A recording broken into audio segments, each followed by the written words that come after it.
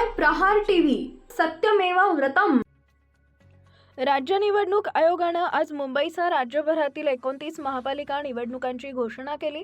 त्यानुसार 15 जानेवारी 2026 रोजी निवडणूक होणार असून दुसऱ्या दिवशी म्हणजे 16 जानेवारी 2026 रोजी मतमोजणी होणार आहे।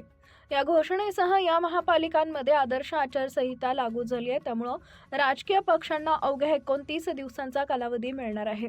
निवडणूक प्रक्रिया 23 डिसेंबर पासून सुरू होईल। अर्ज दाखल करण्याची मुदत 23 डिसेंबर ते 30 डिसेंबर या कालावधीत होणार आहे। दाखल झालेल्या अर्जाची छाननी 31 डिसेंबर रोजी होणार आहे।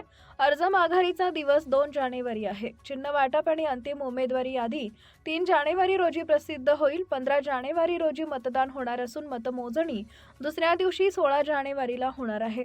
त्यामुळे मुंबई महापालिकेसह राज्यातील सर्वच महानगरपालिकेत एकाच वेळी रणधुमाळी होणार आहे।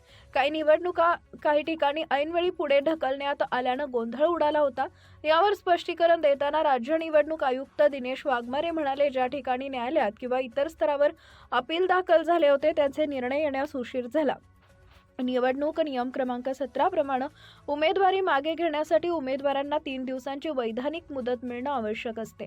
उशिरा आलेल्या निर्णयामुळे ही मुदत देणं शक्य नव्हतं। त्यामुळे कायदेशीर बाबींची पूर्तता करण्यासाठी त्या ठिकाणच्या निवडणुका पुढे ढकलण्यात आल्या। स्थानिक स्वराज्य संस्थांच्या निवडणुकांसाठी संगणकीय प्रणालीद्वारे नामनिर्देशन पत्र व शपथपत्रे दाखल करण्याची सुविधा राज्य निवडणूक आयोगाने उपलब्ध करून दिलेली आहे।